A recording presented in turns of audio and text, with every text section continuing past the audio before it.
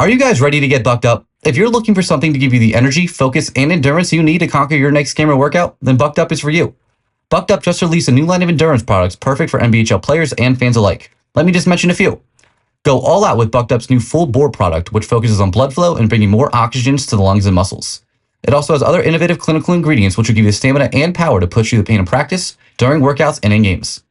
Bucked Up's long range contains a proper balance of carbohydrates and sodium to refuel your body during your exercise. And Bucked Up IV will also restore the fluids and electrolytes that you sweat out during games.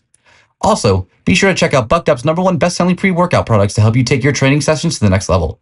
Head over to buckedup.com and use promo code NBHL20 to get 20% off your next order. Once again, that's promo code NBHL20 to get 20% off your next order. Welcome back, everybody, to Commish Chat, episode 4. I'm Anthony San Rocco, NBHL Commissioner, joined by co-founders TJ Janis and Gianni San Rocco as we take you through all the happenings of the National Ball Hockey League. A lot to cover over the past 2 weeks. We had over 90 games. 6 divisions started playing for the first time. Before we get into that, J and TJ, how we doing? It's been good. 2 straight weekends of no games. It's not usually typical for the NBHL season for us. I'd say it kind of feels weird. In New Jersey, no games. In New Jersey, to be clear, and it's just weird. And looking forward to this weekend coming up so we can get back at it. Yeah, I feel the same way. It's I miss playing on the Tubes. We only had 2 games so far, so we've got a little break here. But it's been a nice time for me to have a little break from playing ball hockey. I just adopted a new puppy 2 Fridays ago, so she's been keeping me busy. Yeah, shout out to Lily, my new puppy. Yeah, you got that dog on like the worst weather weekend of all time. I got her on a Friday, and the whole weekend it was just torrential downpour the whole time. So she's not going to be scared of the rain or the wet like our previous dog was. So that'll be a plus. Yeah. Lily San Rocco, official dog of the NBHL. So I don't have a dog, so I'll let it go. Yeah. We have to. I don't have one either. So, so we had over 90 games. Buffalo Tier 1, Buffalo Tier 2, Indiana Tier 3, Philadelphia Tier 2, Mass Women's, and Texas Tier 3. It's a lot. All had their first games of the season over these past 2 weeks. Notably was the first ever NBHL games in Indiana, which is awesome. 3 Indianapolis teams and then a team from Columbus traveling out there. We'll get into that a little bit later, but it was really cool to get games there in a division and in an area that we, weren't too familiar with their ball hockey market until recently, until we started getting in communication with them over the NBHL. So great to get going there. And, like TJ mentioned, rainouts in New Jersey. We had rainouts in Massachusetts last weekend, or 2 weekends ago. DC has had their games rained out 2 weeks ago. They had 2 of the 3 games rained out this past weekend. So they got a lot of makeups to do. But, overall, like I've said now twice, this is the 3rd time we had over 90 games and things went pretty well. Besides, suspensions are kind of on the way up. We'll get into that later too. But first thing to get into is the Spit and Chicklets post of the Brandon Jones goal, or the Brandon Jones goal in general, I guess, because before they even posted it, we posted it on TikTok, and right now it's at like 250,000 views. So it must have gotten to Spit and Chicklets one way or another, and now, at the time of us recording, it has 804,000 views. And for anyone who might not have seen the goal, it's Brandon Jones on the Leominster Stars in Mass Tier 1. They're playing on a wet deck. He slides on his knees and does like a one-handed toe drag to get possession of the ball, beats a defender, beats a second defender, and then tucks it 5-hole in the goalie. It was unbelievable goal. I was in Massachusetts this past weekend checking out their games, and I apologized to Nick Molinari, who was the goalie for the Seabass. And I'm like, hey, man, I'm sorry you're going viral for all the wrong reasons here. And he was like, yeah, it was a sick goal. And the thing that's even, I feel bad about him a little more is because he's the one who made us aware that goal even happened. He submitted it to us. So he kind of got himself a little bit. He's a good sport about it, at least. Gotta respect that. Yeah, I thought it was funny. I mean, that was really exciting. I mean, I think you sent the message. Okay, was that Sunday morning or Saturday? Sunday morning. Sunday morning, yeah. You're like, I think you said OMG, and I'm like, when you say that, something, is pretty big, I feel like. And the next thing is Chicklets posted it, and I was like, all right, that's pretty sick. And then, yeah, like you said, Jones with an absolute sick goal. And I thought it was just hilarious, all the comments about the poor defense, and like you couldn't tell the deck was wet. Yeah.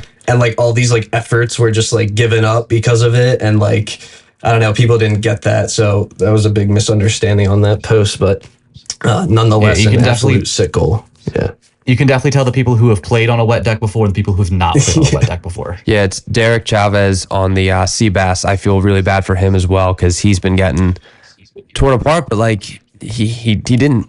It wasn't for a lack of effort. He literally couldn't stop on the deck. Like there's nothing he can do on that goal because he's sliding across. If he tries to turn, he's going to lose his footing and go down. So, he had And all the people are like, he gave up. And I'm like, dude, if you got beat at the blue line, you're not chasing that guy all the way down to the net. Like literally no winger is ever going to do that. Yeah, like, there's two. That's like a bad play if he does that, honestly. So it's like, I couldn't believe some of these comments. Yeah, there's two defenders Yeah. there. Like just Ready to, I mean, they didn't do great either, but yeah, it was hilarious. But yeah, I mean, I was driving up to Massachusetts that morning and I was just sitting there like waiting because I got there before the games. It was like 10-ish, 10:15-ish in the morning. And I'm just waiting because they don't have their first game till noon. So I'm there by myself and I just hit refresh and we gained like 8 followers in between the 2 refreshes I did in like a 10-minute span. I guess I don't know how, but I was like, why did we do that? Why did that happen? And then the next notification came up, Spit and Chicklets reposted your thing. And I was like, oh my God, no way. And I mean, if you look at their page, at their reels, we have more views on that clip than a lot of the playoff content surrounding it. The NHL playoffs, like they have interviews, like the video next to him, it's just so funny because it's Brandon Jones scoring this goal, and then the next video over is a big picture of Connor McDavid. Connor McDavid just taking up the whole reel. Yeah, it's pretty ridiculous when you look at it. So, I mean, it was great. I mean, they posted on Twitter too. It got a ton of love. So we got a nice little follower bump on all our social medias, all of our views. We had other videos gain like 4,000 or 5,000 views just by, I guess, people browsing our profile from Chicklets tagging us. So it was great. Yeah, it felt like the last like 2-3 weeks, maybe month, like things have just been kind of blowing up a little bit. Like the algorithms gotten to us, or we're getting pushed out more than ever. So, and then having this, it was a nice cherry on top, kind of. Yeah, because not even just this Brandon Jones goal, because the goal from Caleb Cox that was our first video that I think got a ton of love and went some level of, viral, got a lot of comments, interactions, but I think it's at like 120,000 views right now on everything. And then the Zach Andes goal, that got a ton of love. It was really high quality video. There was the Kevin Shea save in DC that got a ton of views on TikTok. So we've had a lot more posts get seen by a lot of new people. And on our side, I've gotten emails and texts and DMs and messages from people like, hey, how do I get involved? How do I start a division? So it's been great. I don't know how these algorithms work, but it seems like the ones that get the most comments get the most love. So if you see a video and you got something to say, comment it, whether it's good or bad. I don't even care. Like, the comments help more people see the video, I guess, is kind of what I think we're learning here. But all engagement is good engagement on social media. That's for sure. Yeah. But it's been really exciting. It's been really cool. And hopefully the first of many this year. Yeah. Love to see more get reposted on Chicklets. I mean, obviously did numbers for them, so caused some commotion in the comments too. So it was pretty cool. Yeah, I DM'd Mike Ranelli, their producer, after we, they posted. I said, hey, like thanks for the post. And he said to us, he's like, if you got more, like keep sending them our way. It benefits us both. Like they're good content. So hopefully there's more. Nice. Hopefully there's more. So let's keep that going. And transitioning from the Jones goal in Massachusetts to me being in Massachusetts, I drove up to the Mass Division this weekend. I left on Sunday morning. As I said, got there around 10:30. The first games were at 12. And I'm not going to dive into the games. We'll get into that when we get into division reviews. But the atmosphere was amazing because it was Mass Tier 1, it was Mass Tier 2, and it was Mass Tier Women's opening weekend. So from, say, 3 to 5, all 3 rinks were going. There was 2 Tier 2 games and a women's game going at all times. And it was just, there were so many people there. The 6 o'clock game, so by the time we got to 6, we only had 2 rinks going. And the 6 o'clock tier 2 game, there was easily 200 plus people at that game, because the 7 o'clock game, some people cleared out for it, and I counted every single person that was at that game just because I was curious on the number, and that was 150 people at that game. Was the 7 o'clock? It was the Norsemen and the Tropics, so that game was packed, and a good amount of people cleared out from that 6 o'clock game to that 7 o'clock game. But the atmosphere was electric. Like, the crowd would actually roar when goals were scored. I mean, I was doing video for that 7 o'clock game, and there were some Tropics fans that were next to me. And A-Town is Athol, which is not a curse word. It's a town name that is near the rink in Fitchburg. So they bring all their buddies, all their fans. They come to watch the Tropics play, and they are passionate. They are into it. They're just. It was so much fun. It was so much fun. Caleb Cox has everyone coming out to watch the Tropics, I think. Yeah, I maybe maybe it's the viral post. Maybe that's what got him out. But I think that was happening regardless, because they have just they're a really good team. They got a lot of their friends coming out, so it was really cool to see that. The women's tier games were packed. That board's so the Massachusetts rinks, they have the high cage behind the nets, but then they don't have the high cage on the boards on the side. So on all 3 rinks, it was just shoulder to shoulder people watching all those games, and it's tough to tell on camera because we have the cameras on that side usually, but a lot of people there. People were super excited about it, and great environment. Shout out to Erica Simpson too, female ref in Mass Tier 1. She crushed it. She was awesome. She very confident, made all the right calls, and it's great having a female ref in Tier 1.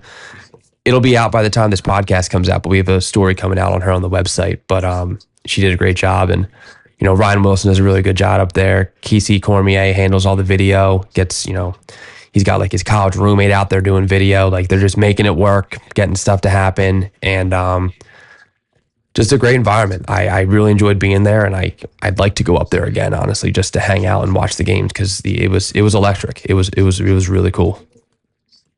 Love to hear it. So let's get into these division reviews, and we'll just pick up where we just were in Mass Tier 1. The Blackhawks, defending champs in Mass Tier 1, made their debut. They went 1-1. They had their rematch versus the Owls, which was, the championship rematch. Owls went up 1-0 in the series. Blackhawks won game 2 and 3. These teams are definitely very, very heated rivals, and there were some players that switched around teams from the Blackhawks to the Owls that adds to that rivalry even more, and the game was intense. It was extremely intense, and it was 1-1 with about halfway through the third. Owls scored 2 to take it, but it was a great game, awesome game. Blackhawks' second matchup was against the Classics. They beat those guys 4-2. Classics are struggling. They haven't won a game yet. They're competing. They're a really good team, and wins are going to come for them, but it's just been a rough start to the year. So hopefully it gets better from there. They've, can, regroup a little bit this week and hopefully come back strong, these next couple of weeks going. The Stars, they won. They beat the Terriers big. They're just an offensive powerhouse, similar to how the Crooks were last year. They've got 10 goals in the last 2 games. Brandon Jones, who we've already mentioned 7 times on this podcast, is tearing it up, leading that division in points. So there's 6 teams there. They're all really good. Blackhawks looked very solid. They were missing some key guys too, and had some, a really good game against the Owls. So we'll see. A lot of fans, a lot of people watching those games, and as usual with Tier 1, the skill level is extremely high, very smart hockey, and just fun to watch. Moving on here, Buffalo Tier 1. So 2 weeks ago on April 30th was their opening weekend, and we had the live stream there. And we had some trouble with the live stream. We talked to Joey Delgado and Memory to Video Productions, and they had some malfunctions that they have never had before that led to some, poor video quality, a lot of lagging, and it was that first Rose, was it Rose City? No, it was the Daredevils versus 716ers game, was just really tough to watch. It was just a struggle. So they worked it out. They were able to put it together for the second and third game, which ended up being great. Got some viewers on that, which was really good to see. But the live stream obviously was not our ideal scenario, but credit to Joey and Memory to Video for making the best out of a bad situation. They made it work. But yeah, that opening weekend, the 7-1 Sixers and Rose City both went 2-0. So this past weekend they faced off for the first time. And, opening weekend, both teams I think had a +7 goal differential. Rose City led up maybe like one less goal, so they had like the number 1 seed, but they both had a pretty dominant start. And they match up this weekend. 7-1 Sixers beat them 4-3 in a shootout. Back and forth game. Shootout went 5 rounds, and Denny Schlegel, who I feel like we put everywhere, but we have to. He does something amazing every single week. Like, he had 2 of the 7-1 Sixers goals, and he had the game-winning goal in the shootout. So, huge matchup. 7-1 Sixers are now in first place in that division, and Rose City looks legit. They look really, really good. They've got some world-class, like, world championship team players, so they're good. They're awesome, and it's great to have them in the division. And then in the battle of the teams that both went 0-2, the Smoke and the Daredevils. The Daredevils beat them. They scored in the final minute to win it 3-2. So again, that division is awesome. They're awesome, those teams. It's a ton of skill. I think it's the strongest Buffalo Tier 1 that we've seen in the NBHL. And 7-1 Sixers, back-to-back champs in first place right now, but they got their work cut out from these teams that are playing. Like, it's going to be tough up there.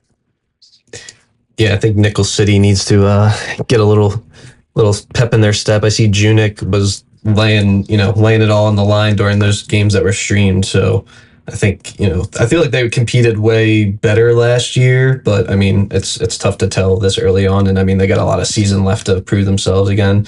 But yeah, those top 2 right now I feel like is 7-1-6 and Rose City. So that Rose City team is another really quality team to add to this Buffalo division, which might contribute to the Smoke's early on struggles, but they'll figure it out. But I just want to give a shout out on the Rose City team. Tony DeMonico, director of the Buffalo division, finally getting to play in the NBHL. He looked great out there for Rose City. He fit in well with the boys. First 2 years of this NBHL, he ran the division. He wasn't able to play. From what I've talked to him, mostly voluntarily, he wanted to focus on making sure he was putting a good product on the rink and focus on being a director. But, a good team's coming in. He's stepping up as the goaltender, and looks good out there. Wasn't he not supposed to play this year again? Was that like a late addition, do you know? Or I'm not sure how that worked out, how he ended up on that squad, but I think I texted him like early in the year, and he was like, yeah, I'm not playing, like something about, iPads or whatever. But yeah, it's good to see him out there. Oh, yeah. So Pitt Tier 1, they've only had 2 games in the past 2 weeks. They had Warbirds Pioneers, and the Warbirds are now the number 1 seed in Pittsburgh. They beat the Pioneers handedly 5-2. I feel like we gush about them every podcast we've had now, but they are a totally different team than last year, and now they sit alone in first place. That win over the Showstoppers is what keeps them ahead of them, and they've got 8 points in 3 games, so they look awesome. Imperium, they played the Battalion for the second game in a row, not the second week in a row. And last year, the Battalion beat them twice in the regular season. This year, the Imperium, they beat them now both games. They've outscored them 11-3. The Battalion, they're the only winless team in Pittsburgh Tier 1, so they've got their work cut out for them in a different way than the 7-1 Sixers. They've got their work cut out for them because they gotta win some games. They gotta start winning. So again, they're a skilled team. They're good. The wins are gonna come, but they gotta now. They need to win now. But I know a lot of the Tier 1s have a pretty big gap this month with the club championships tournament, with Labor Day, Mother's Day. There's a lot of things coming up that interfere with games, so we won't see a lot of Tier 1 games over the month of May. But Memorial Day, that's enough time to regroup and kind of get some wind under their belt for the Battalion. So Massachusetts women's tier, I was at these games. I was basically the way I was watching games at Massachusetts. I'd watch a game until the period ended, and then when that period ended, I would just go to the next rink and watch till that period ended, and then just kept rotating around. So I saw bits and pieces of most of these games, and we're just happy that they finally got to start. They got rained out their opening weekend, which sucked. That was not good. But now they're at a new rink. They're on a smaller rink in Fitchburg versus where they were last year was an indoor rink. I don't know if it was an ice hockey rink before or something, but it was bigger in size than the rink that they're playing at now. So moving to Fitchburg was a more convenient location for them. They were able to bring in more players, so these rosters are a little deeper than they were last year. And in 2022, I'd say 4 of the 5 teams were competitive. The Mass Destruction had a really rough season. They didn't. I don't know if they won any games or they had a really rough go. This year we've got the Valkyries, Nightmares, Wild, and Blaze returning. The Destruction, I don't know if they aren't necessarily gone, but they're now the Celtic or Celtic Dragons. But all 5 teams are competitive. So the Celtic Dragons, essentially a new team this year, in place of the Mass Destruction. First game ever is against the women's tier defending Mila Cup champions, the Watatic Wild, and they score with less than 10 seconds left to win it, or to tie it, and then they win it in the shootout, which is, you can't ask for a better start than that. They believe they lost their second game, but at least beating the Destruction or the Wild their first game is, pretty incredible. The Wild, they won their second game. They beat the Valkyries. Liz Connor had a shutout, 2-0. So they ended up getting a win. But that division up and down, I think everybody got at least a point. They all played 2 games. So we'll see how that develops. But the theme is, I think we've said at the end of every division summary of a women's tier is that the teams look pretty close in skill level. But the skill level is really high in that Mass women's tier. It was impressive. They move the ball extremely well. They're very smart. So it's, the Wild, we'll see if they can come back and do it again this year, but they've got 4 other teams that are hungry and look really, really good. Did you notice, how would you, I'm not saying you have to compare who's better, who's worse, but now that you've seen the New Jersey, in person women's and then Massachusetts, are they, similar? Or did you notice any new players or anything like that? Yeah, I think the divisions changed in different ways, where the New Jersey Philly women's tier had a lot of new to ball hockey players enter the division, right? Whereas this Fitchburg this Massachusetts women's division got a lot of new women's players to the NBHL that had played before, but maybe didn't play last year because the rink was just too far away. Gotcha. So I know there's a lot of the higher skilled players out here that maybe didn't play in the NBHL last year or in the league this year, which is great. So, it's tough to compare the skill levels. They're on different size rinks, and the games they little different styles of play, but they both definitely have new players in just different ways, I guess. Yeah.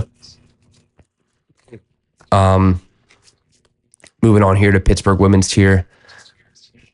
We had 2 games this past weekend, and it was a matchups of the undefeated teams and the defeated teams. The Mad Hatters remained undefeated. I'm sorry, the Riddlers remained undefeated. They beat the Mad Hatters.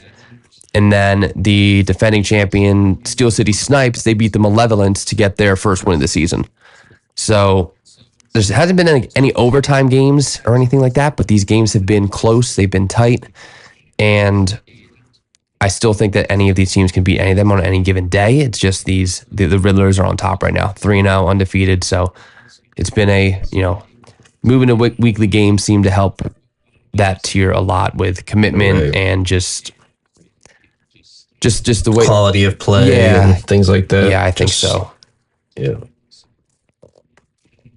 Now, moving on to tier 2 here, we'll start in Buffalo tier 2. We've had 2 weekends of play. We had their opening weekend last weekend where we saw on the live stream the Buffalo Wear It beat the Queen City Ronin in their championship rematch. So Wear It won that again. Still on top. They're undefeated this year right now. There's 4 teams that are still undefeated in Buffalo tier 2 in the Grim City Reapers, the Queen City Squids, Buffalo Wear It, and the Queen City Honey Badgers. Only the Reapers and Squids won both their games in regulation, so they have different point totals, but 4 teams without a loss. The Reapers look really good. They've won both their games by a combined score of 11-1. They beat the Predators and the Mob, so 2 pretty dominant wins.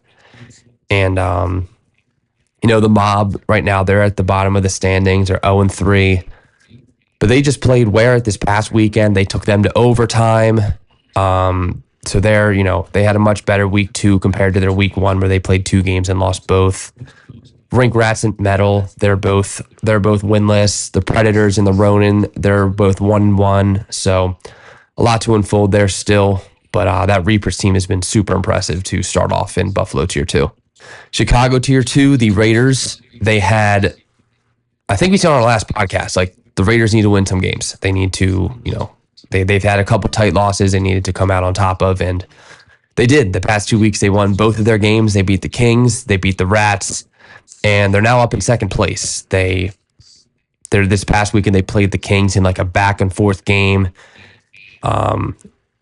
I think it went into a shootout, and the Raiders came out on top. So huge couple wins for them, very needed. And then the Snipers, the first place Snipers, are still undefeated. They won their last 2 games over the Stingrays and the Rats. They didn't even let up a goal. They've let up 4 goals all season long. Their goalie, Nick Lewanski, has 3 shutouts.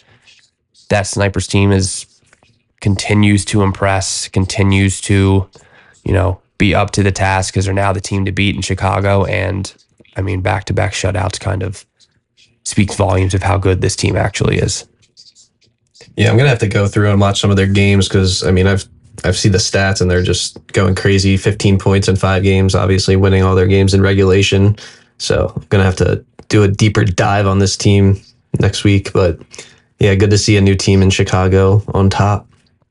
Yeah, and back over to the Raiders too. We feel like we keep talking about some of these teams who are struggling early in the season and need to pick up some wins. So it's good to see a team like that we mentioned previously needing some wins, pick them up. If your team's in a bit of a hole early in the season, it's not too late. There's still time to come back and get some of those wins like the Raiders did. Now, Mass Tier 2, the Tropics, 3-0, first place. They beat the Norsemen and the Wolverines this past weekend. The Norseman game was the last game of the night there. That was the one that had a good 150 people at it. Had a really, really good environment. And the Norsemen, that team's good. Like, they played the Vengeance. They beat them, and the Vengeance were 3-0 going into that game. They lost to the Tropics by a goal. They're legit. They're definitely a contender to win that division. The Vengeance, too, they're another team that looks really good. They're 3-1. Their loss, obviously, to the Norsemen, but they beat the Wildcats. They beat the Flamingos. They beat the Wolverines. So I think they're in second place right now on the standings, but they're good. They had a good mix of veteran players and young fast players. So we'll see how they continue to play, but they're looking really good. And even the Maulers, the Malden Maulers, they're 3-0. They haven't lost a game. They have a bunch of the guys from the Hudson Shockers last year. Their goalie is a stud. He is awesome. Like, he's huge and saves everything. Literally, they didn't let up a goal on Sunday, so he is, the backbone to that team. He has a really good roster in front of him too. So those top 4 teams all look really good. The Mill City Warriors, they've won their last 2. They had that opening weekend where they dropped 2 games and started 0-2. We're in last place, right? And they've won their last 2. So big wins for them. Very needed. They're a very passionate team. They play super hard. They roll like almost 4 lines in their games. Like, they have so many people on that bench. It's like they are having a party over there. It's crazy. But they looked really good when I was watching them play. Looked very, very good. The Flamingos, they've gone 1-2. They beat the Thunder Ducks on Sunday, and the Thunder Ducks, they're struggling. The Wildcats, they're struggling. Both of those teams, 2 of the top teams last year in that division are 0-3 and are in 8th and 9th place. So no one's really out of it in that division. All of them are close. But, some of these new teams look really good. In the Tropics, they're young, they're fast, they're passionate. They got a big fan base, and they're sitting at the top right now where, surveying people around the rink, people have said to me, like, yeah, that Tropics team they're good. They're going to be one of the teams to beat all season.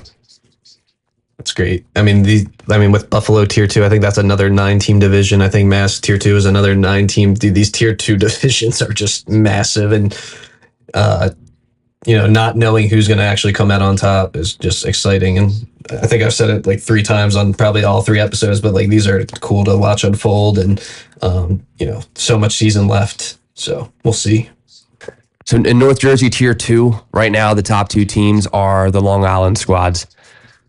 I mean, the Long Island ball hockey team, they lost their opening game to the Hired Guns. The Long Island Sound, they lost their first game to the other Long Island team.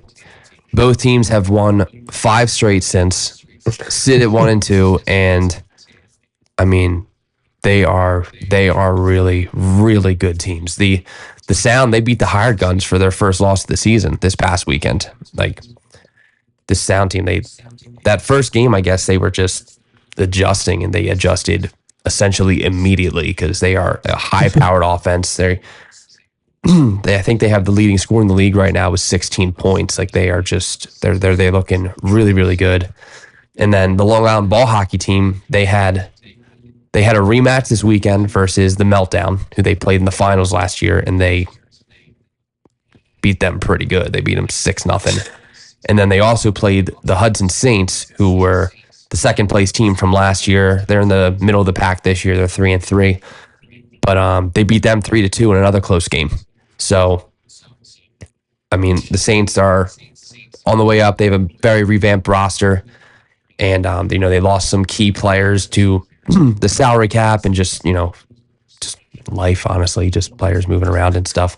But they look like they're on the way back up, and keeping the Long Island team. I mean, no one's happy with the loss, but only losing by them to a goal is something you can at least not hang your head over.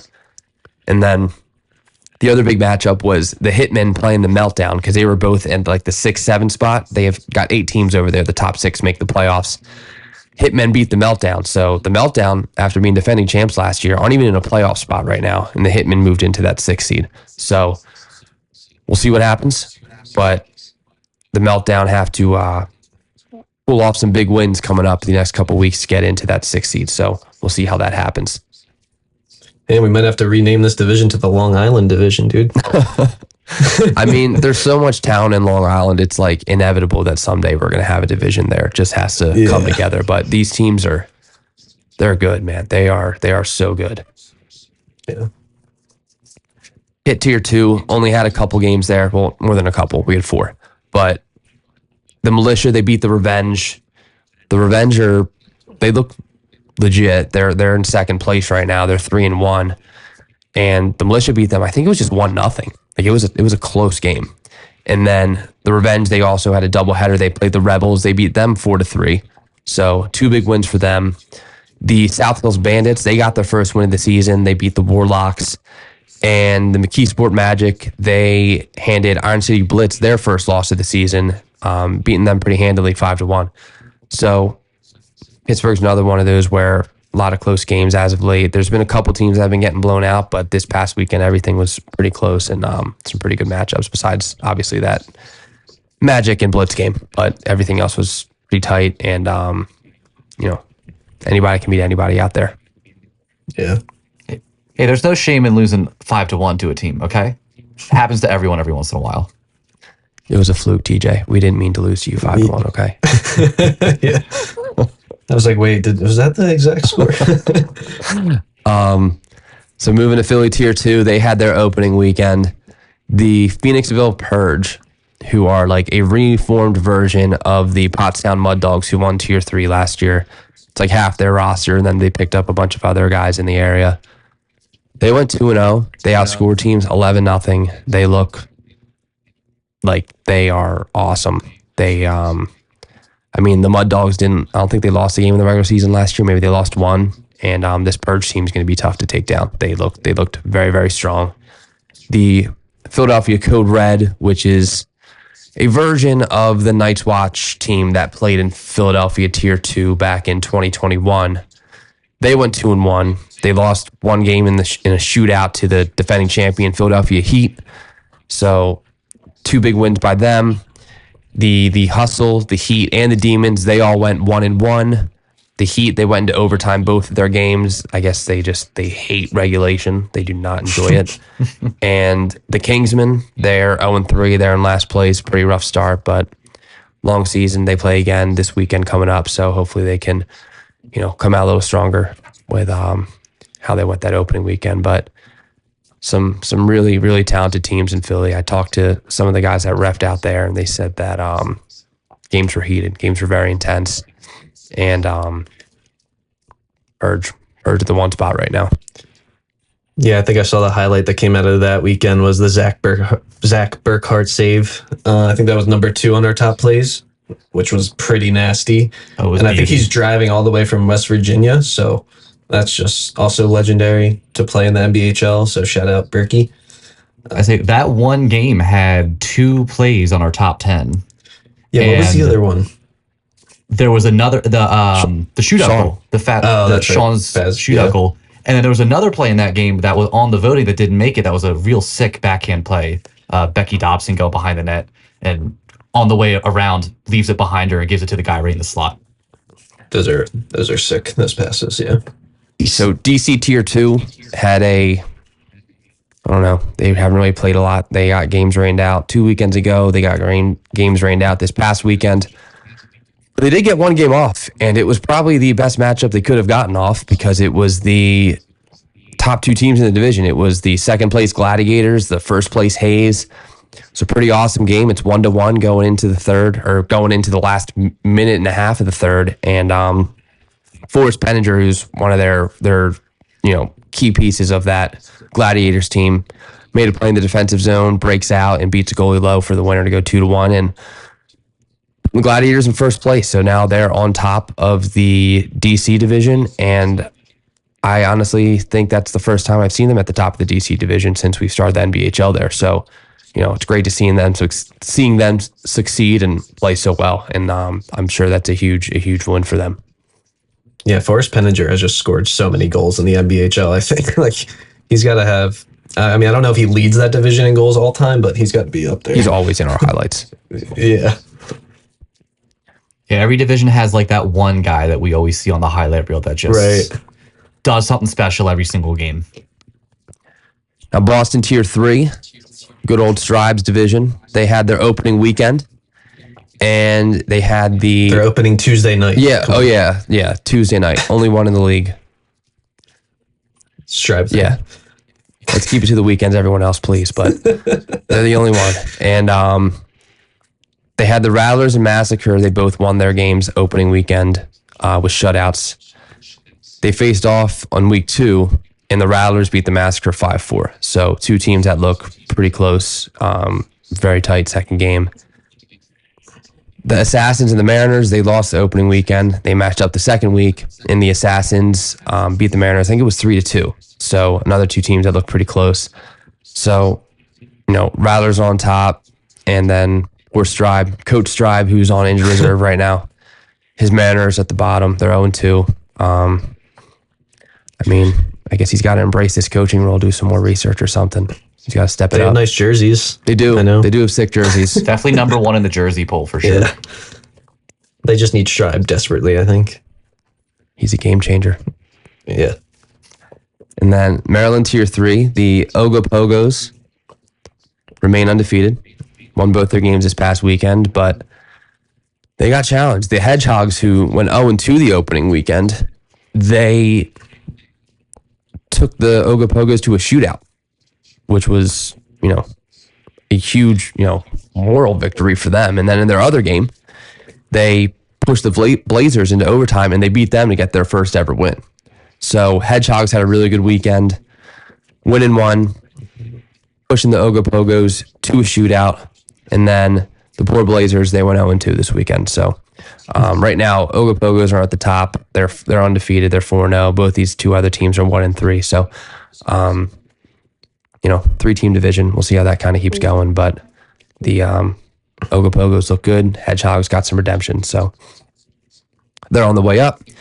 And then Indiana Tier 3, opening weekend. So that division is comprised of 4 teams. We got 3 teams based out of Indianapolis, and then we have the Columbus Counts. I think it's about a 3-hour drive for them to get there. And we do a tournament style. They don't go every single weekend. Obviously, that would be a ridiculous ask. But the Counts, they drove out there, and they went 2-0. They have a strong offensive team, very balanced. I think they have 1 scorer that's even in the top 5. They've got strong goaltending. And they beat both the Counts and the Mastodons, who they both played the Legionaries and beat Legionaries. Say that for me, someone. How do we say that? Is it Legionnaires? I think it's Legionnaires, isn't it? I don't even know. I think I want to say Legionnaires. Let's look it up. I think, no, I'm pretty sure they texted me that it's Legionaries and not Legionnaires. So I am, I guess, not very observant of my text messages, but one of them is clearly right because they said that it was being said wrong. Nares looks like how it's spelled, but I feel like it should be Nares, but we'll figure it out. One of these days, hopefully they hear They'll this let and us know. correct us. Yeah. We'll get an angry DM from somebody. But so the L team, they had 2 losses. They went 0-2 to the Counts and the Mastodons. They got mercied both games, which it's unfortunate. But the thing in this division is the Counts. The Columbus team is based out of a league in Columbus. The Indianapolis 3 teams, why am I saying Counts? The Mastodons, Donkeys. the Mastodons, the Donkeys, and the Legionaries are all based out of that area. They're new teams. They're people that maybe play together in that indie rooftop league, or people that are new to the NBHL. So they have some growing pains in getting together, like just learning each other a little bit more. So a lot of work to do for those teams to as the weeks progress, and I'm sure they'll improve significantly. But the Counts look really good. The Mastodons and the Donkeys both got a win, and Legionaries, they've got a pretty big goal differential right now, but only can go up from here. And they, I heard they had a very excited weekend. They were very passionate, had a good time. So still overall success, and we're excited to see what keeps happening in Indiana.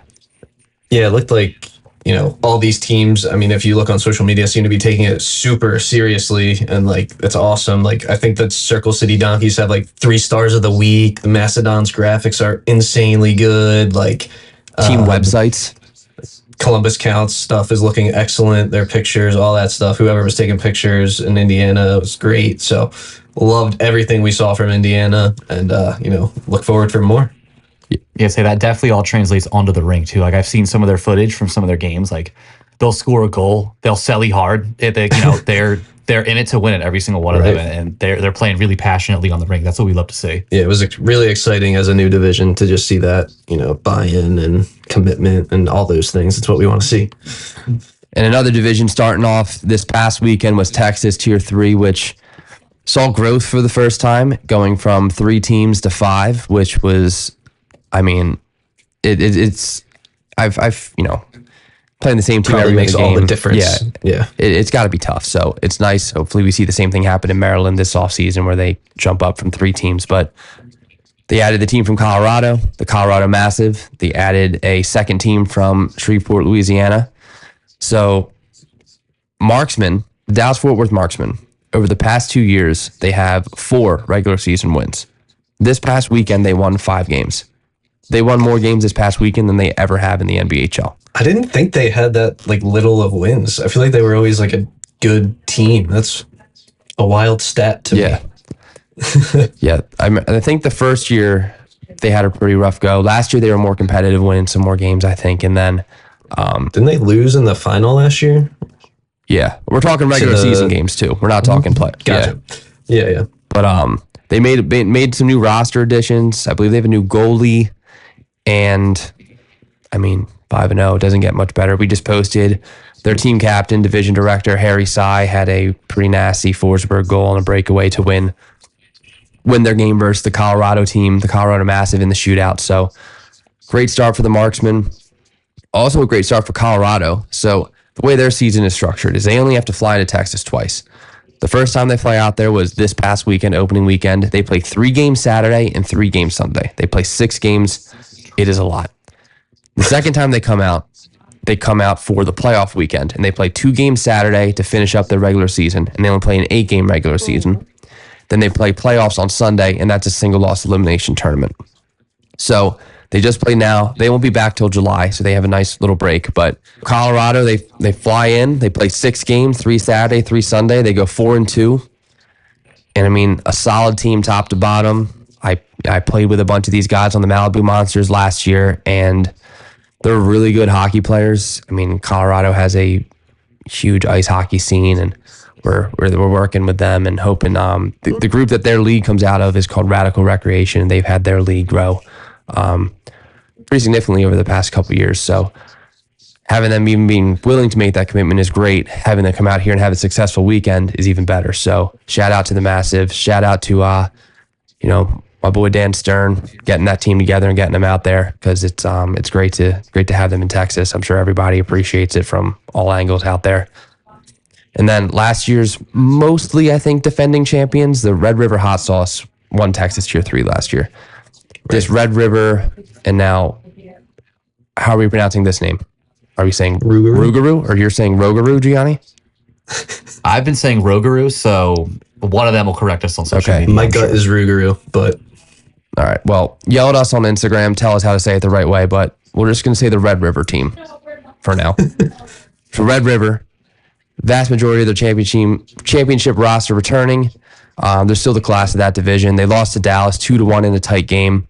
I believe they're 3-1 right now.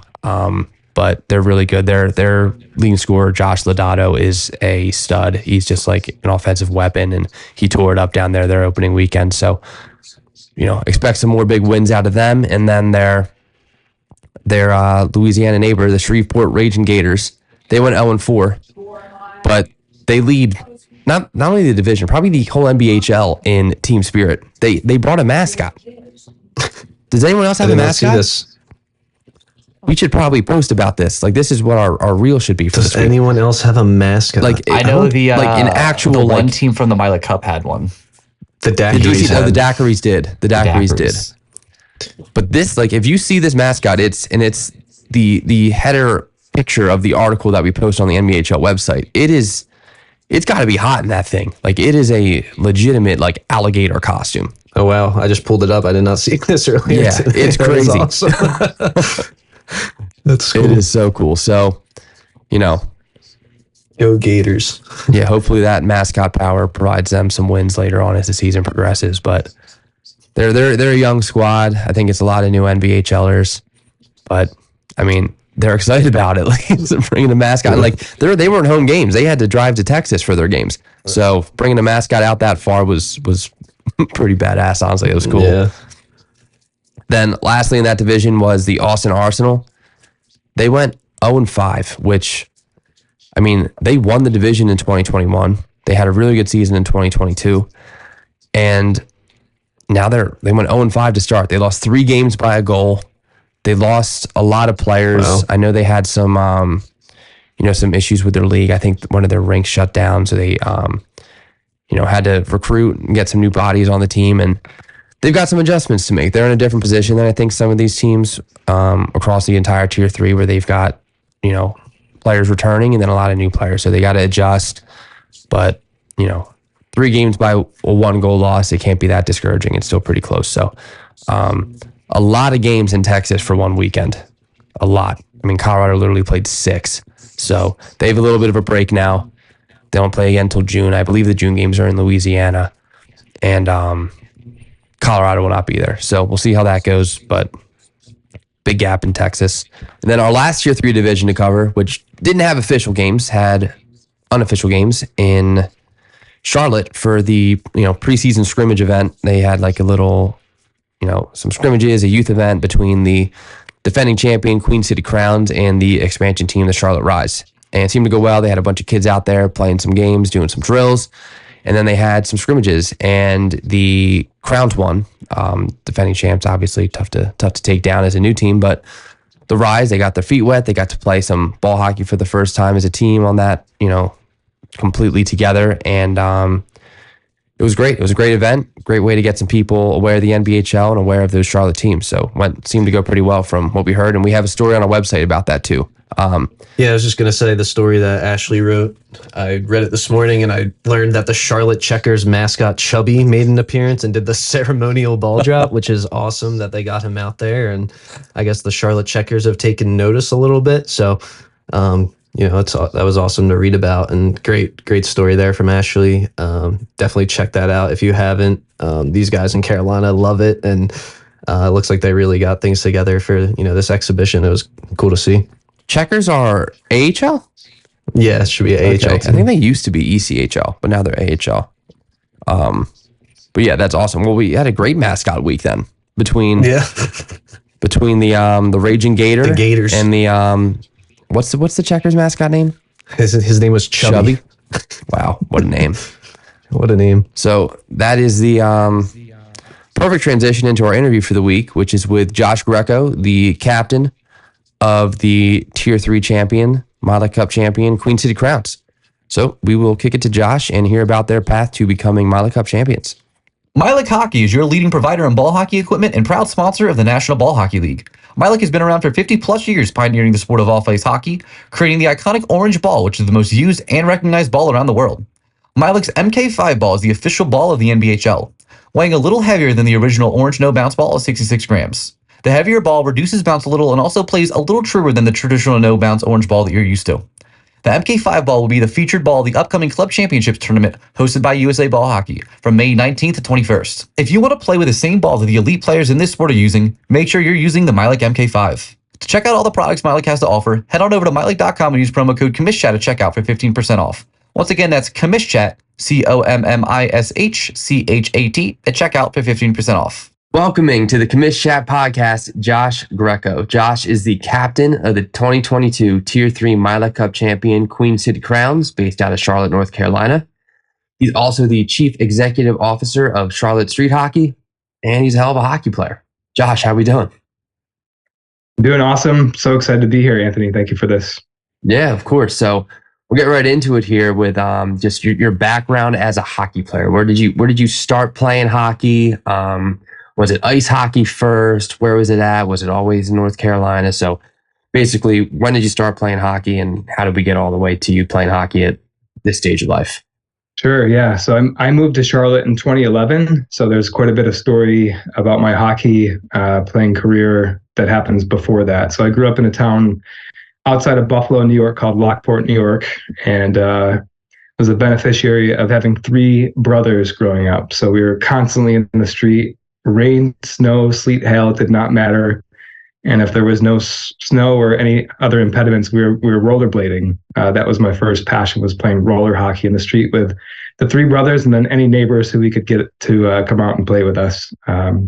So that was the genesis of hockey. And, you know, my dad had some background playing college hockey, ice hockey, always loved the game. So he taught it to us and showed us the game.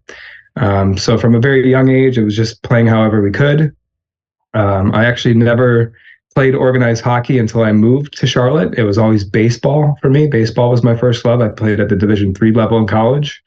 And I remember moving down to Charlotte that first summer. I played summer ball down there and said, nope, we got to find another sport because it was so damn hot out there. I actually was a catcher for that first summer and was like, I gotta find something else. So I had played roller unorganized, you know, just with neighborhood kids for years and years and years. Eventually found an outdoor rink in Charlotte and started playing pickup there. And then that's where some of the rest of the story comes into place. But it showed up originally just playing street hockey with the brothers and friends, and slowly over the years evolved into something more than that.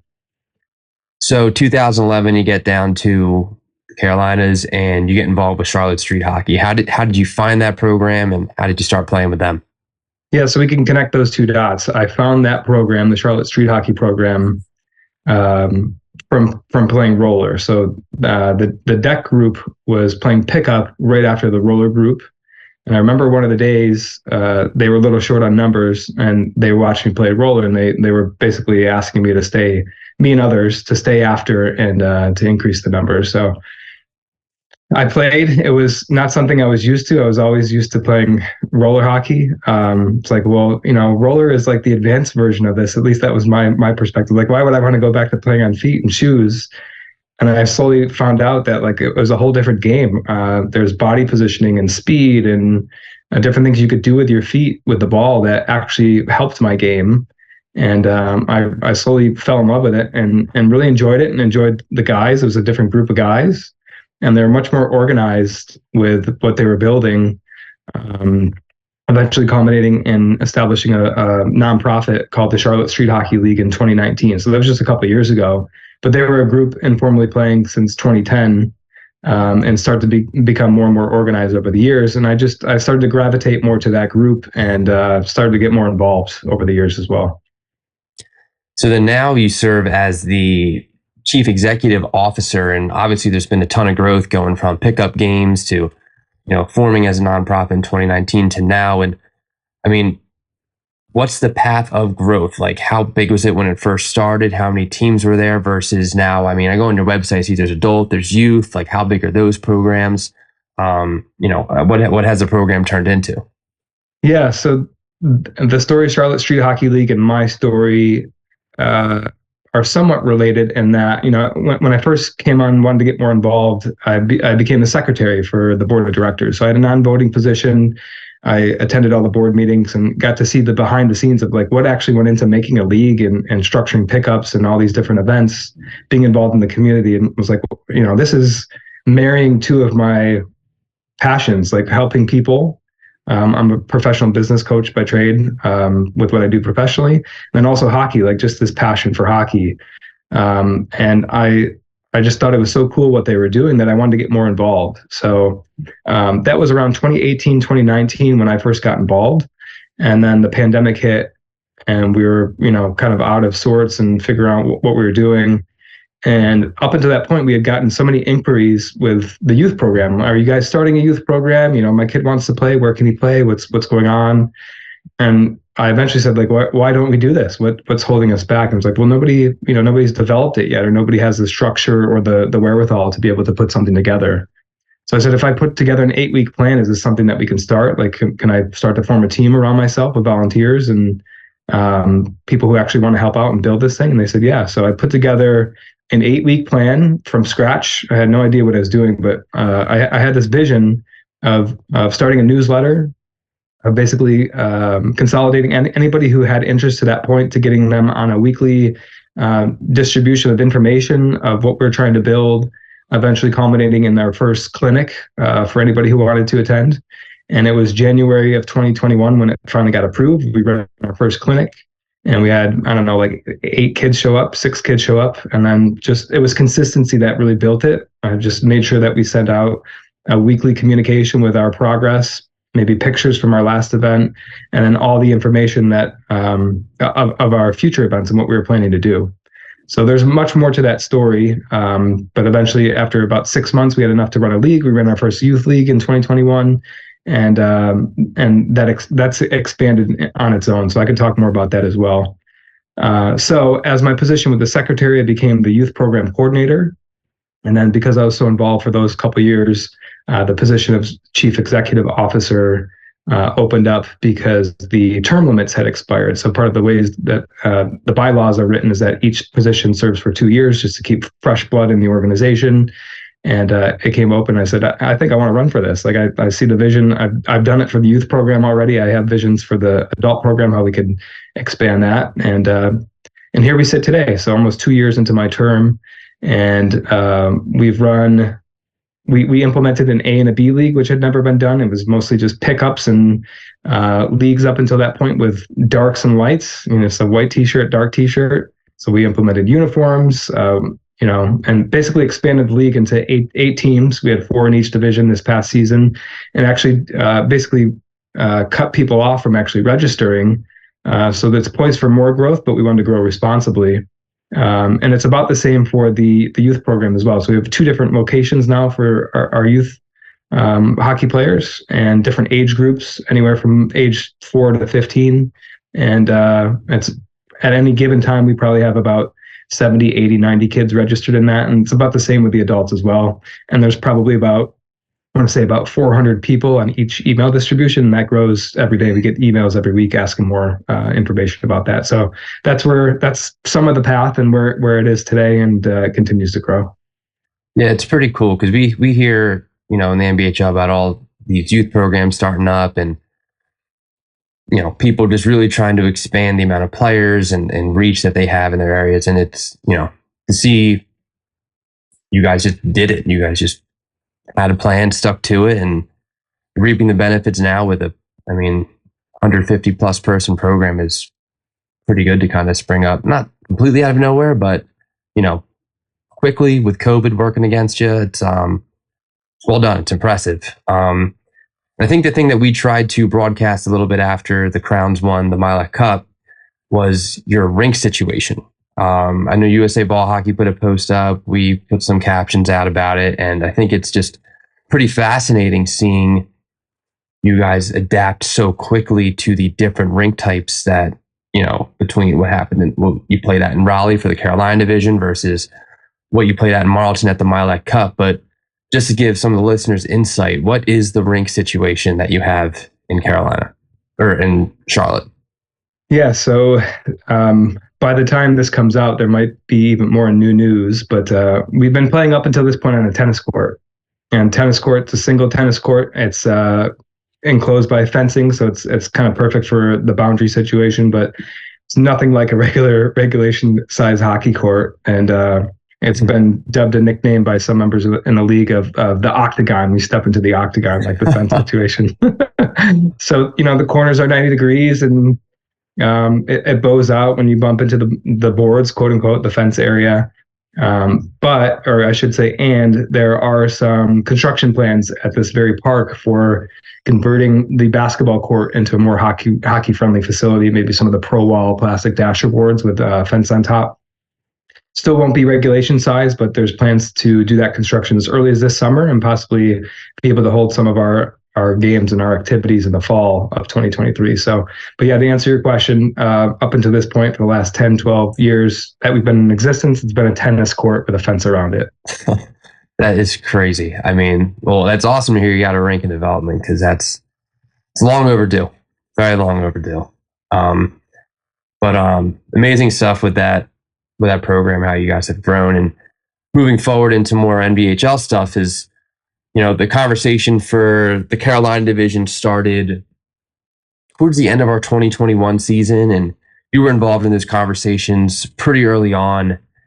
And, knowing where your league was at that point and everything, what was your mindset? Like, how were you thinking of putting a team together? How did you decide on that roster? And like, how did the crowns come together for the NBHL Carolina division? Yeah, it's a good question. Lucky enough, I had Frank Losey as a great resource, who moved down here from the Jersey, Philly area a couple years back. So he had played at a lot of these locations that other NBHL leagues and games have been played at, and had a lot of background information of how we might approach this. So he was a huge help in helping me to basically build out the team. Yeah, and I remember when we first started fielding those emails, it's like, how are we going to do this? I guess the reference point we had, we played a lot of tournaments in the Raleigh area, played at that indoor facility in Apex, North Carolina. So we knew we had the talent. It was just, we didn't have the repetitions of playing on a regular rink. But everybody who lives in Charlotte is, I shouldn't say everybody, but most people who live in Charlotte are from another area. So hockey lives in the blood some way, shape, or form. And it just so happens that we play on a tennis court. It's not like we're behind the eight ball with our hockey experience just because we play on that court. But it's just that we're not getting the repetitions on a regular rink with boards and glass, et cetera. So that was the only difference. It wasn't that we didn't have the talent there, because we certainly didn't. I think we proved that. But yeah, the first year putting a team together was more of like almost like an all-star team. There wasn't a lot of strategy put into like, this guy can play this role, this guy can play this role. It was more like, hey, you've been out here playing with us. You've proven yourself as a top player. Would you like to be on this team? And there was really only maybe a handful of people that we had a tougher conversation with, but like, there's only a limited number of spots and we have our guys here. So, we're going to potentially expand this in future years, maybe come again next year. But that's how we put the team together. We brought in guys like Jeff Kennedy, who have ball hockey experience from back in the day. We brought in Eric Levine at one point to be an assistant coach. He eventually went on to make the roster before the season started. So those were some of the key people, and that was the mentality of putting the team together before we really knew what was going on. It was just kind of like an experimental thing with like, hey, let's give this a shake and see what happens here. And then leading up to the start, how are you practicing in prep for the season? I know you said, like we talked about many times already, the tennis court is your really only option. Are you, how are you prepping for the start of the season? Sure. Yeah. So I remember we called our first practice on the tennis court, and Jeff Kennedy pulled all the guys together and said, what do we want this to be? Like, what is this going to be to everybody? Because we made up our minds on that day, and it was probably in, I don't know, March or April where that happened. Well, it had to have been like February or March, because our first game was in April. So we said, what do we want this to be? Do we want to like go after this and make this a thing, or is this just like a fun thing with, people show up when they can? And we all decided like, let's give this a fair shake. Let's see how far we could go. We think we had the talent, and that was the first time that we had that much talent like committed to something. We had all played against each other, and even in those seasons, it was like, you showed up when you could. But this was something that if we were going to do this, we wanted everybody's commitment to do it, and we made that decision on that day. And sure, we had a couple practice on the tennis courts, but once we hit the season, it was game on. So you get together this Charlotte All-Star team of sorts, march on over to Raleigh for the opening weekend, and you guys go 3-0. Start off hot. I think you won 2 in regulation, 1 in overtime. And I mean, you really can't ask for a better start to the year. But the Carolina division's a little different than some of our other divisions where you guys play once a month. You meet up for a weekend, play 3 games, and you're off for about a month. So there's a pretty big lapse in time between one game and the next. After that 3-0 weekend, are you still continuing to practice? Is it just talking amongst the team and figuring out what adjustments you need to make? Or is it just, we're good, let's keep moving? How do you guys adjust? Yeah, it's funny. I just rewatched some of those games on the YouTube playlist, NBHL playlist, and it's so crazy to look at the lines, who played together, who was showing up at that time. And I remember how I would summarize last season is like, we had maybe 2 people who would call out with COVID the night before. Hey, we can't make it. Like, oh, well, that like throws a wrench into everything.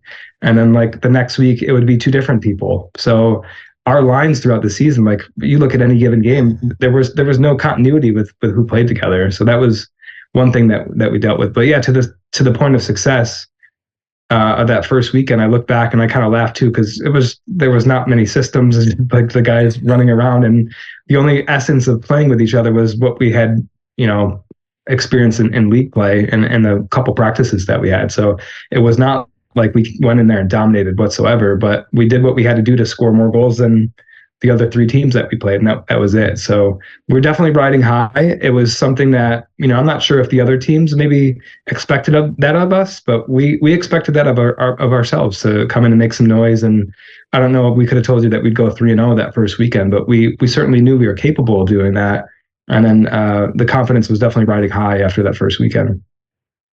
So momentum carries throughout the season. You end up dropping to the 2 seed come playoff time. I think the last weekend of the season was the first time you were not the 1 seed, correct? Like I think the last game of the season. It was the last game. Mm-hmm. Yeah. Yep. So the Raleigh Squall end up taking the top spot, and the composition of the Carolina division last year was 4 teams. It was the Crowns, the Raleigh Squall, the Raleigh Surge, and the Quad State Hooligans. And the playoff format was going to be 2-loss elimination. So you had the 2 seed, you had the 3 seed facing off against the Surge. Lean into the playoffs, though, the Hooligans, who finished in last place, Quad State, actually, I think they had players from 5 states, actually, after they made some later pickups, ended up being unable to make to the playoffs. So we go into the playoffs with only 3 teams, 2-loss elimination, and the Squall have the 1 seed, and basically they get a bye. They get to play a team that's already got a game, played. That's, going to be a little tiring for them. And, going into that, you've got the Surge. You guys have matched up against them pretty well during the season. But what's the mentality going into the playoffs versus opening weekend? Is it, are you guys like, this is ours, we're winning this now? Is it, obviously you have your work cut out for you, but how is the general feeling going into that? We really wanted the number 1 seed. That was going to be a difference maker for, it was a top heavy division with the top 3 teams. I think even the Hooligans members would share that with you.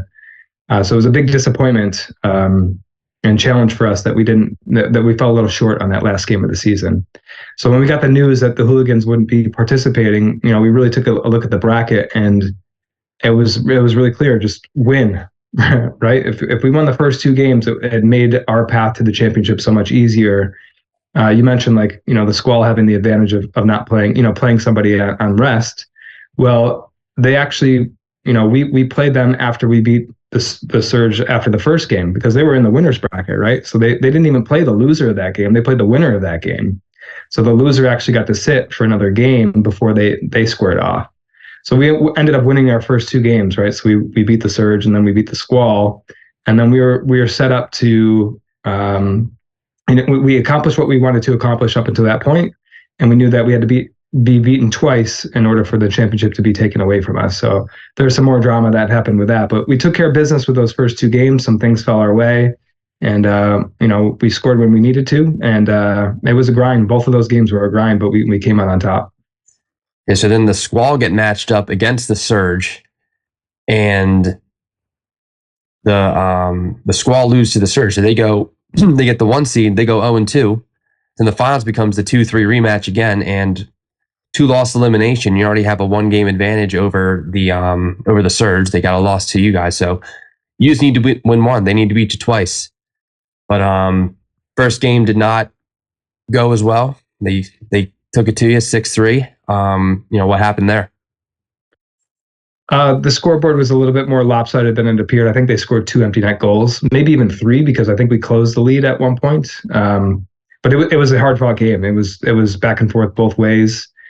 Big goals being scored, and we didn't have enough that game. And that was like gut check time for us. It was like, okay, let's go into the final game and winner take all. But that was a tough game to stomach, especially after winning the first 2. And then it was gut check time after that.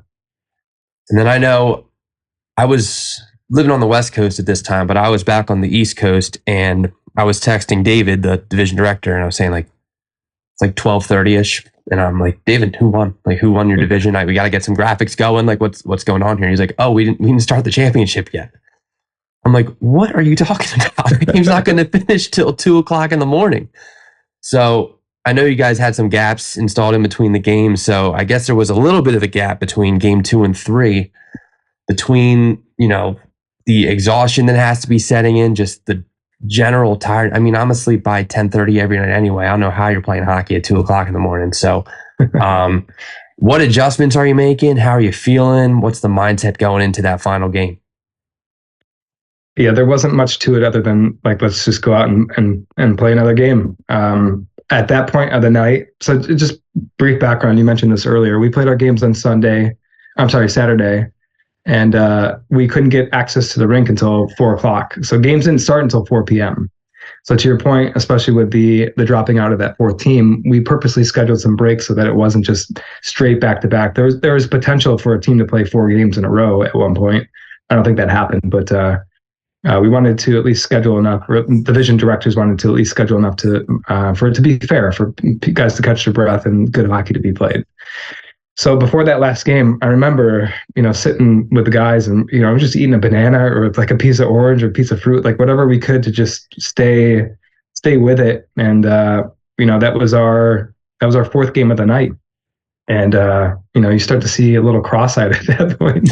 and things are a little crazy, play 1 game and it's like a gauntlet. 2 is even worse. And then 3 and 4 is just like, you're playing with such raw hockey ability at that point. It's just like short shifts, know your roles and assignments and don't make any mistakes. And that was basically the mentality.